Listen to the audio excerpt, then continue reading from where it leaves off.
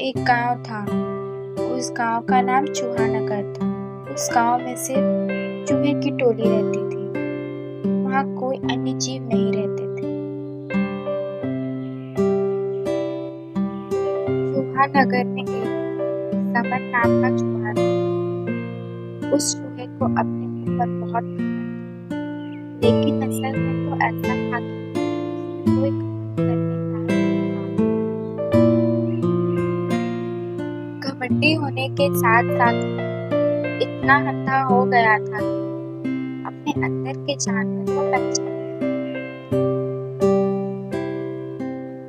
एक ऐसा दिन आया कि लोगों को नीचा दिखाने लगा और गांव में और कई चूहों को बोलने लगा कि इससे ज्यादा बलवान और बुद्धिमान चूहा इस गांव में क्या, पूरी दुनिया में नहीं। सभी चूहे समन की बातें सुनकर डर जाते और वहां से चले।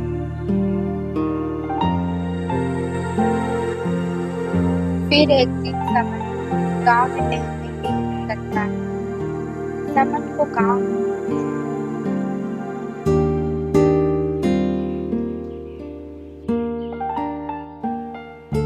थोड़ी देर चलने के बाद समन एक बिल्ली से टकरा जाता है और नीचे गिर जाता है।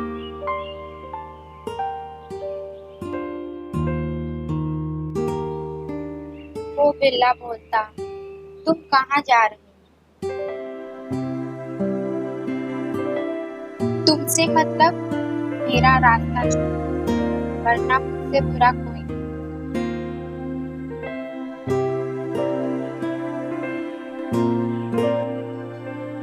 बिल्ली हंसने लग जाता है और बोलता है, तुम जैसे छोटे जानवर इतनी बड़ी बातें अच्छी नहीं, इसलिए तुम अपने फायदे में रहो, तुम्हारे लिए अच्छा है।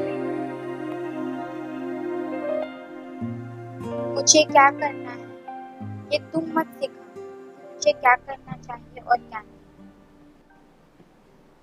चूहे, अब तुम कहाँ जाओगे? मैं तुम्हें कहीं नहीं जाने दूंगी।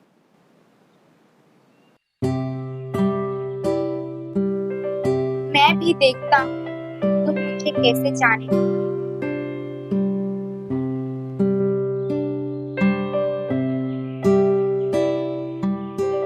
मैं तुम्हें मार कर खा जाऊंगी। अपने हद में रहकर कुछ भी बोलो, समझे चूहे?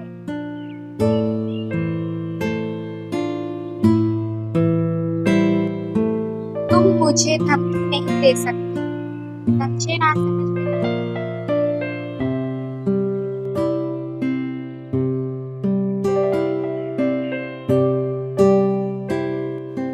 बिल्ला जैसे ही समन को मारने जाता है, समन चालाकी से जैसे तैसे उस बिल्ले को मार देता है।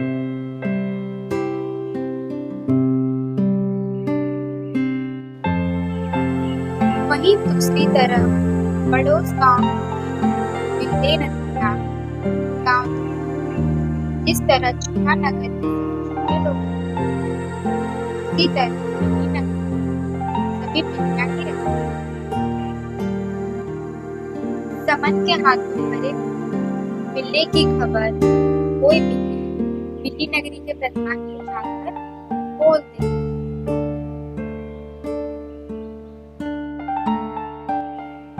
हम जानते हैं कि हर एक गांव में कोई ना कोई एक प्रधान जरूर रहता है। बिल्ली नगरी का भी एक काला बिल्ली वहां का प्रधान था, जिसका नाम कालिया बिल्ली। कालिया बिल्ली इस हादसे को सुनकर कि उनके गांव के किसी बिल्ले को किसी चूहे ने मार दिया, तो कालिया बिल्ली को गुस्सा आ जाता है और बोलता है, कौन है वो जिसने मेरे गांव के बिल्ले को मार दिया? किसकी इतनी हिम्मत हुई? क्या उसको पता नहीं कि हम बिल्लियां उसका क्या हाल करेंगी? कौन है वो जिसने हमें धमकी देने की कोशिश की? भैया जी, वो एक चूहा है जिसके अंदर बहुत अधिक घमंड भरा है। कुछ दिन बाद बिल्ली नगरी के कुछ बिल्ले और कालिया बिल्ली समन चूहे को ढूंढने के लिए चूहा नगर जाते हैं। लेकिन समन उस दिन घर पर नहीं रहता। वो घर से बाहर नहीं निकलता। वो खुश था क्योंकि उसने एक बिल्ली को मार दिया था। समन का घमंड और बढ़ गया। वहीं दूसरी तरफ कालिया बिल्ली चूहे से पूछता है कि वो घमंडी चूहा कहाँ है। सभी को पता रहता है कि बिल्ली को किसने मारा, लेकिन वो बिल्लियों से डर कर किसी को कुछ नहीं बताती। थोड़ी देर बाद जब सारी बिल्लियां चली जाती हैं, तो समन का दोस्त सारी बातें जाकर और बोलता है कि बिल्ली नगरी के प्रधान बनने आए। समन पूछता उस प्रधान का नाम क्या है। समन का दोस्त बोलता कालिया बिल्ली।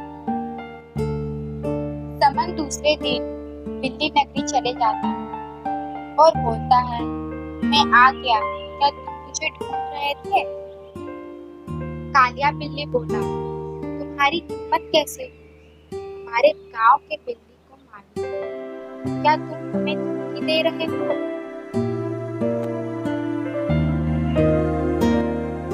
हाँ, तुम चाहो तो मैं तुम्हें भी हरा सकता हूँ।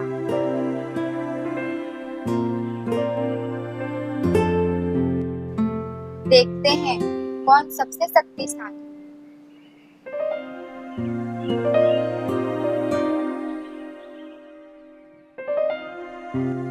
दोनों लड़ने लगते हैं।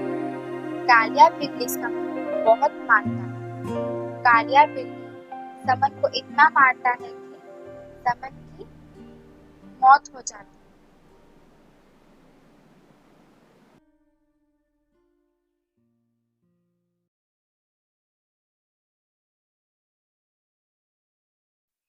एक गांव था। उस गांव का नाम अंधेर नगरी था। उस गांव में एक लड़का रहता था। उस लड़के का नाम राजू था।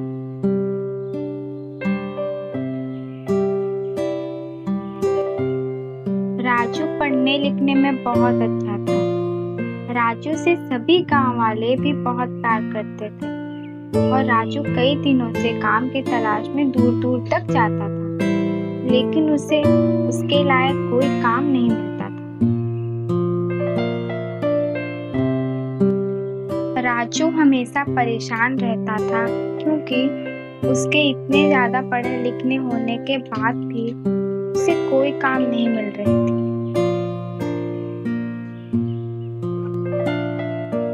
कुछ दिन बाद राजू और उसके दो दोस्त एक साथ बैठे हुए थे। राजू के दो दोस्त थे, एक का नाम रामू और एक का नाम मोनू था। वो तीनों एक साथ बैठे हुए बात कर रहे थे। मोनू पूछता है भाई राजू तुम कैसे हो? तुम्हारे घर पे सब ठीक तो है ना? राजू बोलता है हाँ भाई सब ठीक है, तुम कैसे हो और तुम्हारे यहाँ के सभी लोग ठीक तो है ना? मोनू हाँ भाई मेरे यहाँ सब ठीक है और मैं भी ठीक हूँ, और तुम बताओ तुम अभी काम क्या कर रहे हो?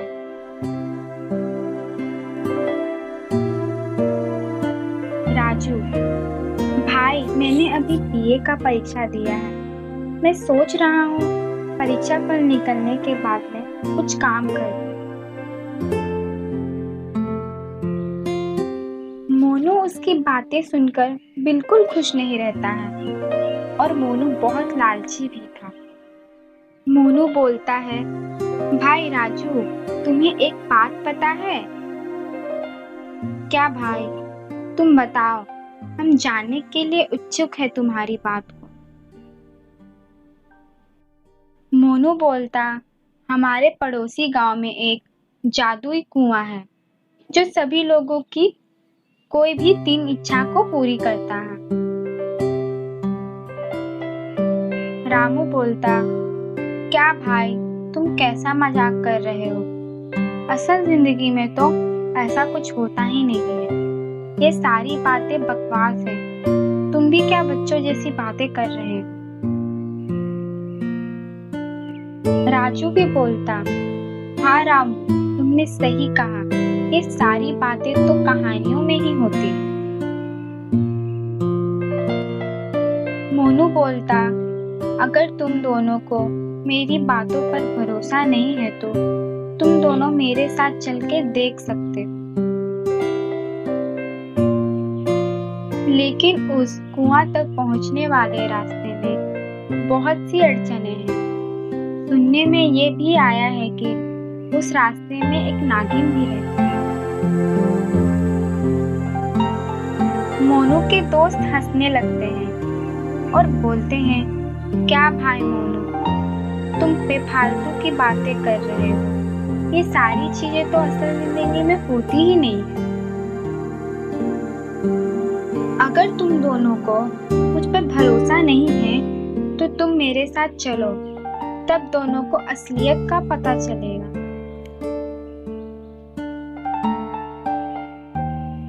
रामू और राजू दोनों कुछ देर तक विचार करते हैं और फिर मोनू के साथ उस कुएं को देखने की इच्छा में उसके साथ चले जाते हैं। रास्ते में जाते वक्त उन्हें एक बहुत बड़ा ऊंचा पहाड़ दिखता है। उससे वो पार करने के लिए उन्हें बहुत मेहनत करनी पड़ती है। रामू बोलता है, मोनू, तुम हमें कहाँ लेकर आ गए हो, जहाँ हमें अच्छी तरह से चल भी नहीं पा रहे। तुम हमें कैसी मुश्किल में डाल दिए हो। मोनू बोलता है, अगर तुम्हें उस कुआं को देखना है तो तुम्हें इससे भी अधिक कठिनाइयों को पार करनी पड़ेगी। राजू और रामू चलते चलते थक जाते हैं। उन्हें बहुत जोर से प्यास लग जाती है। राजू बोलता, भाई मोनू, मुझे बहुत जोर से प्यास लगी है। अब हम क्या करें? अब हम पानी कहाँ से लाएंगे? तुम तो हमें ऐसी मुसीबत में डाल दिए हो जहाँ पानी का नामो निशान नहीं है। चारों तरफ चट्टान ही चट्टान है। मोनू बोलता है, तुम दोनों सब्र रखो, हम जल्द ही एक नदी के पास पहुंचेंगे। मोनू की बातें मानकर राजू और रामू आगे बढ़ते हैं। थोड़ी दूर चलने के बाद उन्हें एक नदी दिखाई देती है। वो दोनों वहां जाकर पानी पी लेते हैं और पानी पीने के बाद फिर आगे बढ़ने लगते हैं। थोड़ी देर और आगे बढ़ने के बाद उन्हें वो नागिन दिखाई देती है। नागिन को देखकर तीनों दोस्त डर जाते हैं और रामू बोलता है, मोनू भाई, तुमने तो ये बात सही कही, ये तो सच में एक नागिन है। राजू और मोनू अपनी जान बचाकर कुएं तक पहुंच जाते हैं। कुआं उन्हें देख बोलता है, तुम यहाँ क्या कर रहे हो और इस जंगल में क्या करने आए हो? मोनू बोलता है, हमने सुना है तुम सबकी इच्छाएं पूरी करती हो। हम भी अपने मन में भी कुछ इच्छा लेकर आए हैं, तुम हमारी इच्छा पूरी कर दो। वो जादुई कुआं बहुत चालाक रहती है। वो बोलती, तुम दोनों में कोई एक ही इच्छा मांग सकता है। तुम दोनों फैसला कर लो कि किसको अपनी इच्छा पूरी करनी है। दोनों अपनी अपनी इच्छा पूरी करने के लिए लड़ने लगते हैं। कुआं उन्हें लड़ता हुआ देख बोलता है, तुम दोनों एक एक करके अपनी इच्छा बताओ।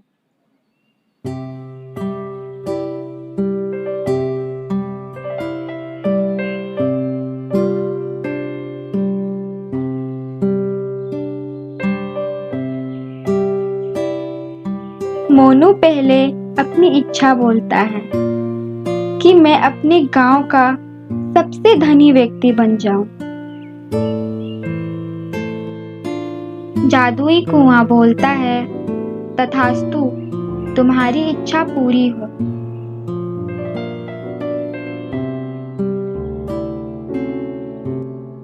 मोनू की इच्छा पूरी हो जाती है। दूसरी इच्छा, राजू मांगता है कि मुझे एक अच्छी नौकरी मिल जाए। तथास्तु, तुम्हारी भी इच्छा पूरी हो। तीसरी इच्छा में मोनू बोल देता है, हमारा दोस्त रामू वापस आ जाए। तथास्तु, तुम्हारी आखिरी इच्छा भी पूरी हो। लेकिन रामू जिंदा नहीं, बल्कि उसकी आत्मा वापस लौटती है। रामू की आत्मा मोनू और राजू को जान से मार देती है। उसके बाद वो जादुई कुआं बहुत खुश होती है।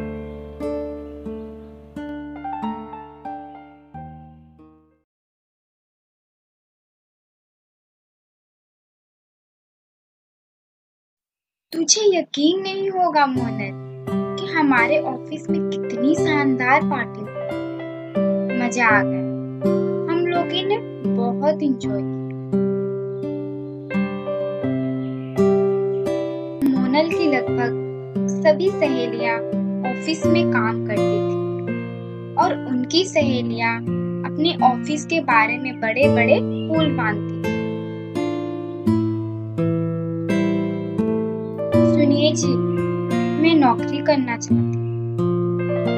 अरे, अचानक तुम्हें नौकरी का ख्याल कहाँ से आया? मेरी सभी सहेलियां नौकरी करती हैं और मैं भी नौकरी करना चाहती हूँ। और वैसे भी तभी मोनल के पति मोनल की बातें काटते हुए बोलते हैं, अरे अरे, मेरी बात सुनो तो। अगर तुम नौकरी करना चाहती हो तो कर सकती हो। तुम जो करना चाहती हो वो कर सकती हो।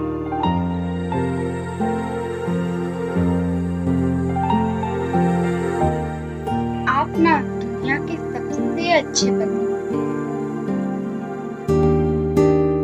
आप ना दुनिया के सबसे अच्छे पति।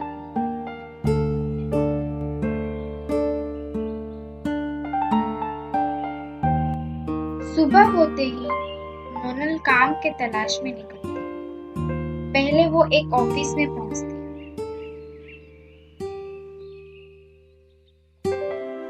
हम तो अपने ऑफिस में एक अच्छे अंग्रेजी बोलने वाले को रखते हैं।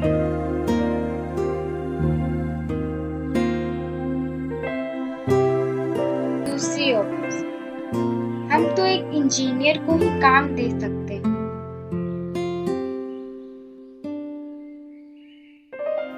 तीसरी ऑफिस, हमें माफ करना बहन, हमारे पास आपके लायक कोई काम नहीं।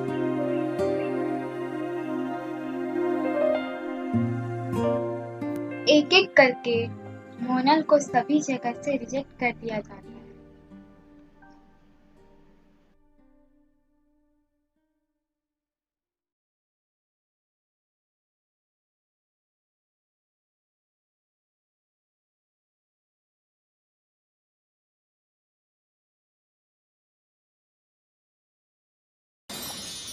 रमेश और अमरेश दो सगे भाई थे, मगर दोनों में काफी डिफरेंस था।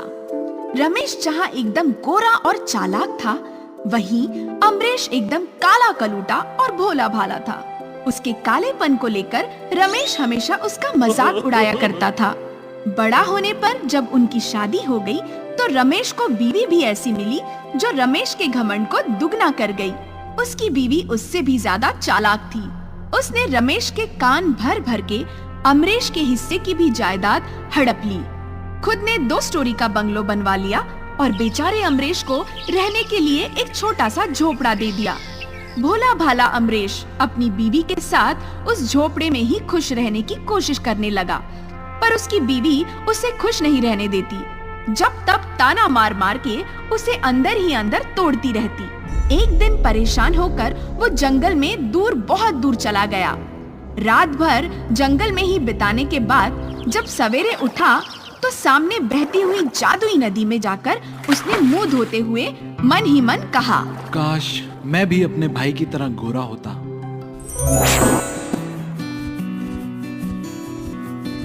लगता है इन्हें पता चल गया, रात भर मैं घर पर नहीं था, इसलिए मुझे ऐसे देख रहे हैं। अरे, आपके चेहरे को क्या हुआ? क्या हुआ? रात भर सोया नहीं, इसलिए कुछ हुआ होगा। अरे कुछ नहीं, बहुत कुछ हुआ है। आप तो अपने भाई से भी ज्यादा गोरे हो गए। क्या? अरे ये कैसे हो गया? मैं इतना गोरा कैसे हो गया? दिन भर वो सोचता रहा कि ऐसा चमत्कार कैसे हो गया। बार बार उसे जादुई नदी की याद आ रही थी। जब गोरा होने की बात कहते हुए उसने जादुई नदी के पानी से मुंह धोया था। कहीं जादुई नदी के पानी में कोई जादू तो नहीं है? यही सोचकर वो शाम होते ही फिर जंगल में चुपचाप जादुई नदी के किनारे पहुंच गया और अपनी अंजलि जादुई नदी में डुबोता हुआ बोला, आपने मुझे गोरा बना दिया। अब भाई की तरह थोड़ा धन भी दे दो। जब वो ये बात जाकर अपनी बीवी सितारा को बताता है तो सितारा को भी यकीन नहीं होता है, पर उसके हाथ में सोने की अशरफियां देखकर उसे यकीन करना पड़ता है। फिर भी वो अमरेश से कहती है, अम्मू, हमारी शादी में मेरी माँ ने जो अंगूठी मुझे दी थी वो 1 साल से खो गई है। उसी जादुई नदी में जाकर कहो ना, शायद मिल जाए। अरे जादुई नदी में कैसे मिलेगी?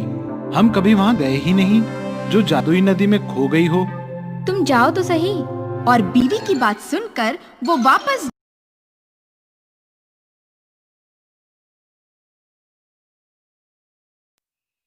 बहुत समय पहले की बात है।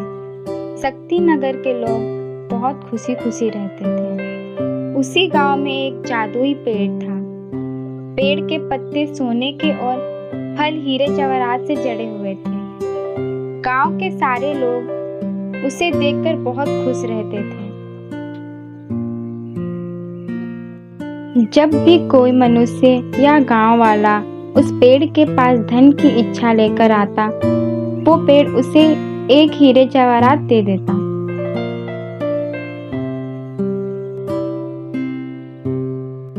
उसी गांव में एक रामू नाम का किसान रहता था, जिसके पास 2 गाय थी। गाय के दूध को बेचकर वो अपना घर का गुजारा करता था।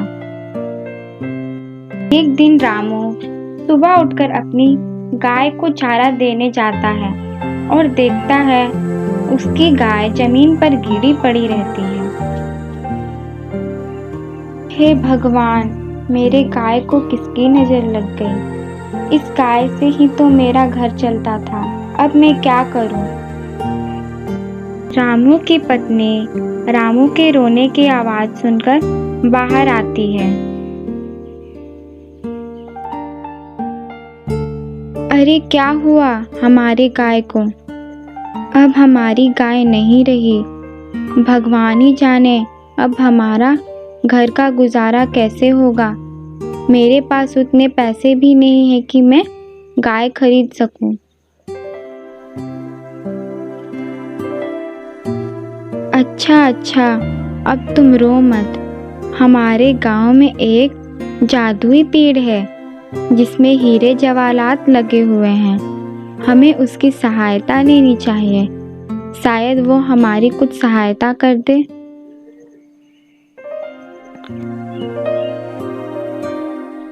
हाँ, तुम सही कह रही हो। हमें वहाँ जाना चाहिए, और वैसे भी इसके अलावा हमारे पास कोई दूसरा रास्ता भी नहीं है। फिर दोनों पति पत्नी की बात होने के बाद राम और उसकी पत्नी उस जादुई पेड़ के पास जाते हैं। अरे रामू, ये तो सोने का पेड़ है। हाँ, तुमने सही कहा, ये तो सच में सोने का पेड़ है। रामू फिर अपनी सारी बातें उस जादुई पेड़ को बताता है।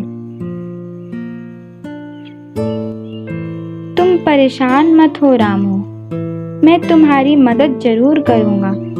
तुम थोड़े से हीरे जवाहरात ले सकते हो। जादुई पेड़, आपका बहुत बहुत शुक्रिया मुझे कुछ हीरे जवाहरात देने के लिए। मुझे भी तुम्हारी मदद करके बहुत अच्छा लगा।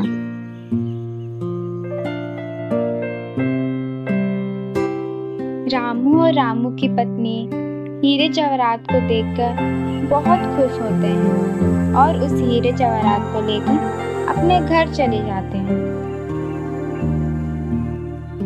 जादुई पेड़ दूसरों की मदद करके बहुत खुश होता था। उस पेड़ को गांव वालों की मदद करके उसे बहुत अच्छा लगता था और गांव वाले भी उस पेड़ से बहुत प्यार करते थे।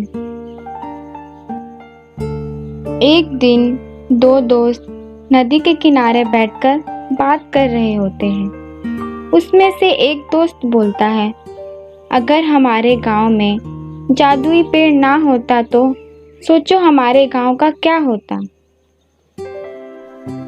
हाँ भाई, तुमने ये बात सही बोली। बातें करते करते दोनों के मन में लालच आ जाता है। दोस्त, चलो एक काम करते हैं। क्या दोस्त? क्यों ना हम उस पेड़ को काटकर उसमें लगे हीरे जवाहरात उतार ले और उस पेड़ के सोने को पत्ते को भी अपने पास रख लें। वाह दोस्त, तुमने तो मेरे मुंह की बात छीन ली। हाँ दोस्त, अगर हमने ऐसा किया तो हम गांव के सबसे धनी आदमी बन जाएंगे।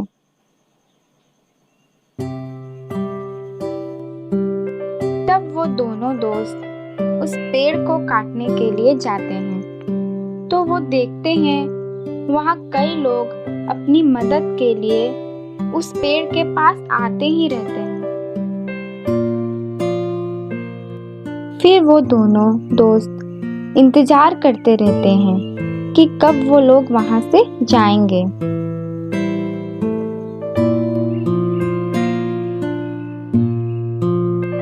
इंतजार करते करते रात हो जाती है। फिर वहाँ कोई नहीं रहता। मौका देखते ही वो उस पेड़ को काटने जाते हैं। सब खैरियत तो है ना? क्या हुआ? इतनी रात को यहाँ क्यों आए हो?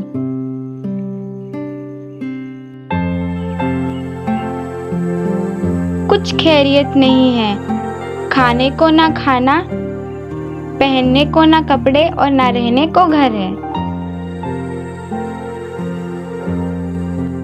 तुम मुझसे कुछ हीरे जवाहरात ले लो। नहीं, जब सामने में पूरे हीरे जवाहरात की खदान हो तो मैं थोड़े से हीरे जवाहरात क्यों लूं? मुझे तुम पूरा चाहिए। लालच में आकर दोनों उस पेड़ को काटने जाते हैं, लेकिन वो पेड़ नहीं कटता। वो पेड़ को काटने की बहुत कोशिश करते हैं, लेकिन वो नहीं कटता। वो हार मानकर घर चले जाते हैं। उसी गांव में एक लालची आदमी रहता था। वो भी उस पेड़ में लगे हीरे जवाहरात के लिए उस पेड़ को काटना चाहता था।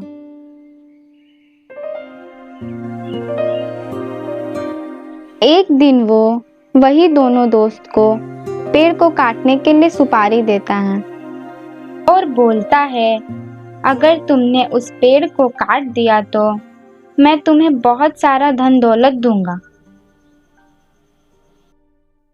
वो दोनों दोस्त बोलते हैं, ठीक है, लेकिन वो पेड़ अगर नहीं कटा तब भी तुम हमें पैसे दोगे। वो लालची आदमी कुछ देर तक सोचता है, फिर बोलता है, मुझे तुम्हारी बातें मंजूर है। फिर वो दोनों दोस्त जब उस पेड़ को काटने जाते हैं तो उस पेड़ को काटते वक्त उन्हें रामू देख लेता है और लालची आदमी के साथ वो दोनों दोस्त भी पकड़े जाते हैं।